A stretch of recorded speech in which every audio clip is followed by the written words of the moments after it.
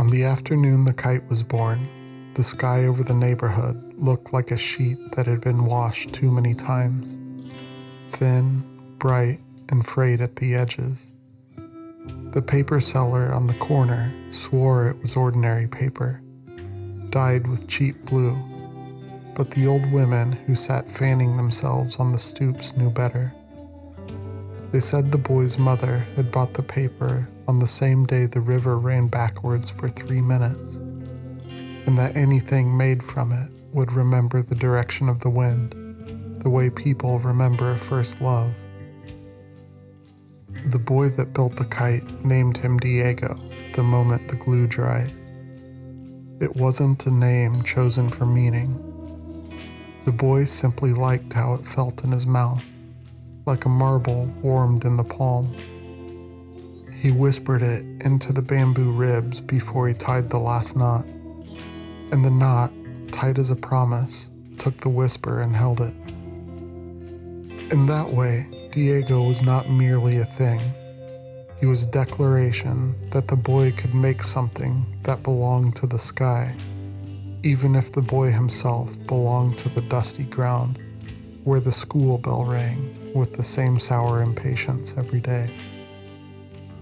Each afternoon, after school, the boy ran home with his shirt half untucked and chalk still clinging to his fingers like pale pollen. He did not go inside right away. He did not wash his hands. He did not greet his mother with more than a glance and a nod that meant later, later, later, because Diego was already leaning against the wall near the door, as if he had been waiting there all day, listening to the house breathe. Diego learned the boy's footsteps the way a dog learns its owner. They came quick and light in the afternoons, heavier when the boy was sad, and almost silent on days when the boy had been scolded for staring out the window during math class. Diego came to recognize those days before the boy had even reached him, because the air carried the boy's mood, and the string, coiled on the floor like a sleeping snake, trembled with it. At first, Diego had modest ambitions. The first day, he rose only to the height of the mango tree at the edge of the field. He hung there, skimming the green crown, as if embarrassed to be seen. The boy laughed and clapped, delighted by even the small miracle, paper that refused to fall. But Diego felt something the boy could not feel. Up there, where the air was cool and smelled faintly of faraway rain, Diego heard the sky speaking in a language made of pressure and silence. He sensed distances. He tasted altitude the way a tongue tastes salt, and he understood, with a certainty that did not need words, that the field was not the sky, it was only a doorway. So the next day, he wanted higher. The boy did too, though he didn't know it yet. His bravery arrived the way new teeth arrive, with discomfort, with a little blood, and with the sudden realization that something inside him had changed. After school, he ran to the field with Diego under his arm, the string spool tucked into his pocket like contraband. He stood where the grass had been trampled by generations of children, and he looked up as if the blue above were a ceiling he meant to touch. Not too high, his mother had said once, meaning it as a joke and as a warning. But mothers in that neighborhood had a way of joking that sounded like prophecy. The boy let Diego climb. At first, it was only a little more, a few arm lengths. The boy, feeding the string out in careful increments, as though he were paying out trust and afraid of running out. The string hissed between his fingers. Diego rose, felt the wind stiffen in his paper belly, and his blue skin tightened with delight. He strained, not out of desperation, but out of hunger, the clean hunger of things meant for the open air. The boy watched him with a seriousness that had not yet found a proper place in his face. He watched the way he watched his father leave each morning, the way he watched the door latch click, the way he watched the street swallow the man whole. It was the gaze of someone learning that love is, in part, letting go. Diego, above, learned something too. That the boy's hand was the world. Not the field, not the houses, not the distant mountains blurred by heat. The world was the boy's hand holding the string, because the string was the only thing that made the sky bearable. The string told Diego where he was. It told him he belonged to someone. It told him that if the wind failed, if the blue turned treacherous, there was an answer to falling. But the sky whispered other possibilities too. In the higher air lived the invisible birds, those currents that only kites and saints and secrets could ride. Diego felt them like a second skeleton forming within him. He began to notice, with irritation, that the string did not merely connect, it also constrained. It had a length, it had an end. It was a boundary disguised as comfort. The boy, day by day, grew bolder. Sometimes he came to the field with scraped knees and a grin, as if bruises were medals. Sometimes he came with a quietness that made Diego's paper flutter anxiously. But always he came. Always he uncoiled the string. Always he lifted Diego into the wind like an offering. Children from the neighborhood began to recognize them as a pair, as if boy and kite were one creature with two bodies. They would call out, "Diego, Diego." And the boy knew they were calling the kite.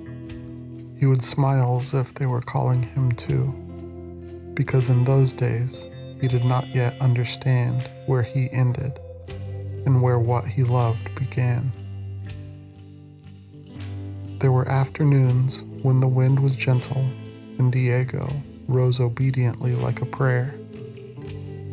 There were other afternoons when the wind arrived late, sulking, forcing the boy to run harder and laugh less. Diego hated those days. He felt the drag of air, the heaviness that made flight feel like labor. He tugged at the string then, impatient, accusing. The boy would tighten his grip and murmur things under his breath, soft negotiations, as if he were bargaining with a stubborn animal. "Come on, Diego." Diego began to tug, not only because he wanted higher, but because he wanted to test the boy. He wanted to know how much the boy could bear, how far the boy would go before fear took him back. Each tug was a question. Each afternoon, the boy answered, without knowing what he was answering, by letting out more string. It became their ritual, their private education. The boy learned that courage could be practiced like handwriting. Diego learned that desire was endless. And somewhere between those lessons, the string learned to sing. Because the string was not silent. It had a voice when it was pulled taut, a thin, bright music that traveled from Diego's body down to the boy's fingers. On the calm days, it hummed like a sleeping insect. On fierce days, it whined like grief. The boy's grandmother, who once claimed she could hear the thoughts of frying oil, said the string's sound was the sound of fate, always present, always under tension, always pretending to be ordinary. Diego listened to that music and began to resent it. He told himself the string was the reason he could not become what he was meant to be. He could feel beyond the limit of his line, the wild emptiness of true distance. He imagined floating over rooftops, passing the church tower, sailing beyond the river where the water remembered older stories. He imagined lifting above the school, peering in through the windows at the rows of children bent over their notebooks and laughing in paper silence. He imagined freedom. Freedom, he decided, must feel like flying without being pulled. So he watched the weather. Kites, like fishermen, learned to read the sky. Diego watched the way the clouds gathered in the afternoons like gossiping neighbors. He listened for the thickening of air that meant a storm was pacing just beyond the horizon. He memorized the patterns of gusts, the sudden slaps of wind that arrived with the smell of wet earth. He waited for the strong wind. The strong wind came on a Tuesday, a day that already felt unstable. The boy had come to the field late. His face held the stiff calm of someone who had been told something unfair and had swallowed his anger whole. He did not run at first. He walked, holding Diego carefully, his fingers tight around the spool. The air was restless. Leaves flipped their pale undersides as if they were showing their tongues. A dog barked at nothing. Even the sun seemed impatient, the light sharpening, the shadows cutting clean lines on the ground. The boy lifted Diego. The wind seized him with sudden hunger, snapping him upward so fast the boy stumbled, surprised. The string bit into the boy's fingers.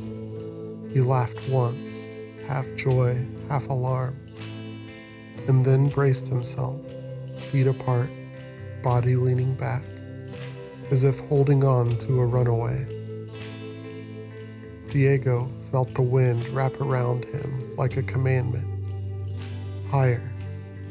He rose, his paper skin thrumming, his bamboo ribs singing. The field shrank. The children became pebbles. The boy's face tilted up, small and pale, and Diego felt something like tenderness, and then something stronger than tenderness, something fierce and selfish. Higher. He tugged. The boy tightened his grip, fed out more string, jaw clenched. Diego tugged harder. Not the playful testing of other days, but a deliberate pull, the kind that meant now. The string stretched, and its music sharpened into a scream that traveled through the boy's hands and into his bones. The boy's eyes widened. He wrapped the spool once around his wrist. Diego felt that wrapping like a chain. Anger flared in him, an absurd thing for paper and sticks, and yet as real as any anger. He yanked. The wind aided him. A conspirator with cold fingers. The string strained. For a moment, Diego felt the wonderful possibility of it. The sudden absence of pull, the disappearance of the boundary. He imagined himself shooting upward like a bird released from a cage, vanishing into the blue until he became only a dot, then nothing, then a rumor.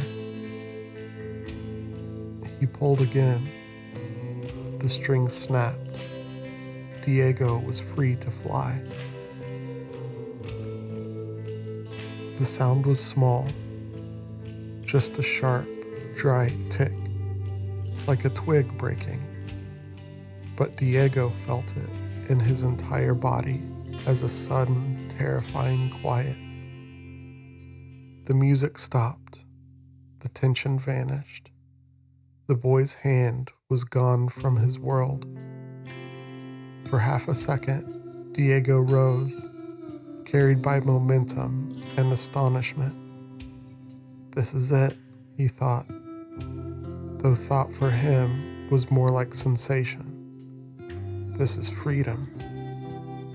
And then, as if the sky itself had been waiting to teach him, the wind shifted. Without the string, Diego had no argument with gravity. He had no counterweight.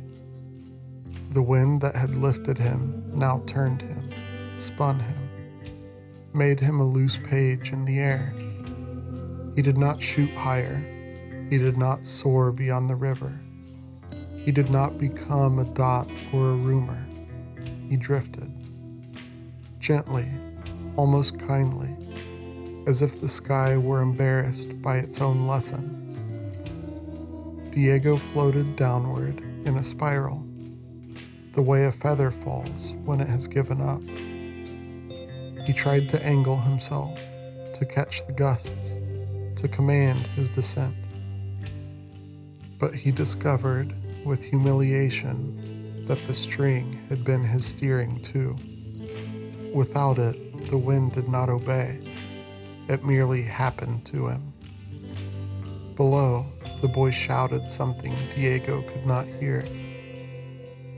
The field slid away beneath him. The rooftops approached. He passed over the alley where the smell of fried plantains lived forever. He floated over a backyard where laundry flapped like flags of surrender. He drifted beyond the field, beyond the place where he had always been brought, beyond the radius of the boy's small daily world. It was thrilling for exactly as long as it took to understand he could not choose where to go. A gust carried him sideways, and he met a tree. It was an old tree, with bark like cracked clay, and branches tangled in their own history. Diego caught in it with a soft slap, paper against leaves, his bamboo ribs wedged between two branches. One corner of his paper skin tore with a sigh. He hung there, not high enough to feel like flight, not low enough to be held. The wind that had been his accomplice now forgot him. It moved on to other things, dust, birds, whispered prayers. Diego swung slightly, creaking, trapped in green. And in that hanging, Diego understood. The string had never been his enemy. The string had been his ally, his tether to the earth's strength, his spine extended. It had been the thing that made the wind useful instead of cruel. It had been the promise that falling was not final. It had been, in its plainness, the magic. Diego felt shame in his paper. Not a moral shame. Kites do not have morals. But the quiet, aching recognition of a mistaken desire. He had wanted to break what held him, not understanding that what held him also held him up. He had confused limitation with imprisonment and connection with captivity. Time passed oddly in the tree. Shadows lengthened, the leaves whispered. Diego watched ants march along the branch beneath him with the purposeful arrogance of creatures that never question their place. He watched the sky change color, the blue turning to gold, then bruising into violet. And then he saw the boy. At first, Diego thought he was imagining him because the boy was too small, too far below, moving through the yard like a determined idea. But the boy was real. He ran into the yard beneath the tree, craned his neck, and there was the look Diego had seen in the boy's eyes when he watched his father leave each morning. The look of someone who refuses to accept disappearance. The boy's face was streaked with sweat and something else. Maybe tears, maybe dust, maybe both. His hands were scraped. He stared up at Diego as if looking at a friend in trouble. "I found you," he said. And though Diego could not hear words the way people hear them, he felt the warmth of them like sunlight on paper. The boy tested the trunk, then began to climb. He climbed the way children climb, without strategy, without fear, with total faith in their own bodies. He gripped the bark, dug his sneakers into the grooves, hauled himself up. Leaves slapped his cheeks, branches scratched his arms. He grunted, hissed when a thorn caught him, and kept going. Halfway up, he paused, hugging the trunk, breathing hard. He looked down once, saw the height, swallowed, and then looked back up at Diego. Diego wanted to tell him something. He wanted to tell him that the sky was not what it promised. He wanted to apologize for the snap, for the arrogance of tugging. He wanted to say, "I thought the string was a cage. I didn't know it was a bridge." But Diego had only paper and motion. So he fluttered gently, as if bowing.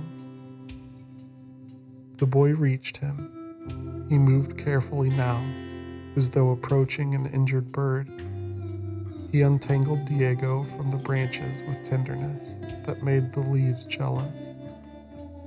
He held Diego against his chest for a moment, pressed the paper to his shirt as if trying to give it warmth, as if warmth could fix anything broken. On the ground, later, the boy sat cross-legged in the dirt. He took out a small roll of tape from his pocket. Every child in that neighborhood carried tape the way adults carried coins.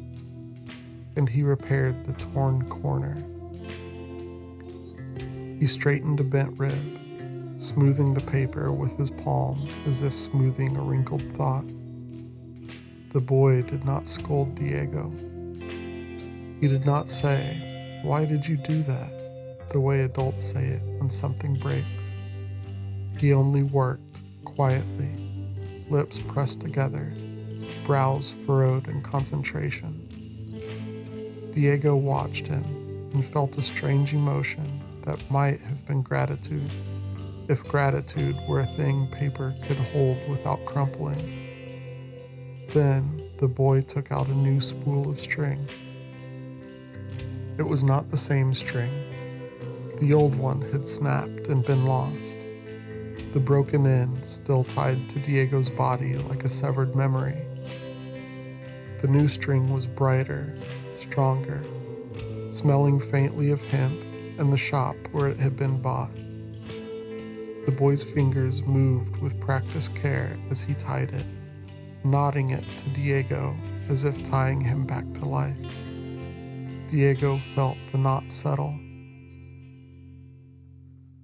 The moment the string tightened, a familiar sensation returned. Direction, connection, the hum of potential. The world reappeared, not as a prison, but as an architecture that made height possible. The boy stood and tested the line, pulling gently. Diego did not resist. In the days that followed, the afternoons resumed. The boy came after school, chalk still on his fingers, shirt half untucked, heart full of whatever new lessons the world had given him. He went to the field, he lifted Diego, he let him climb. But something had changed. The boy was braver now, not only letting Diego rise high, but entrusting that what went up could come down and be repaired. Diego, for his part, no longer tugged with anger. He still wanted to go higher. Desire does not vanish, it matures. But now, when the wind pulled him toward the edge of his reach, he felt the string not as a limit, but as a lifeline. The thin thread of belonging that allowed him to risk the sky. Sometimes, in the higher air, Diego would feel a gust so strong it made his paper shiver with old temptation. The memory of snapping would flicker through him like lightning. The thought would come, if I break free, I could be anything. And then he would remember the tree. He would remember hanging there, the slow, humiliating descent, the useless drifting. He would remember the boy's scraped arms and determined climbing. He would remember the warmth of the boy's chest against his paper skin, the quiet patience of repair. And he would let the string sing, because the song was different now. It was not the scream of strain. It was the clean note of balance, wind and earth in agreement, sky and hand in conversation. One afternoon, when the sun was low and the air smelled of rain that had not yet arrived, the boy let out more string than ever before. Diego rose until the field was a patch, until the houses looked like toys, until the boy's face was a small oval turned toward the heavens. Diego felt himself at the edge of what the string would allow. He leaned into the wind, pulled gently, not to break, but to feel the limit and respect it. The string tightened, steady and sure, and for the first time, Diego understood that the highest flight was not the one without ties. It was the one with a bond strong enough to hold. Below, the boy smiled up at him, and though he could not have explained why, he felt, in his small chest, a sense of rightness, the kind that makes children quiet for a moment, as if listening to something older than themselves. Diego fluttered, content.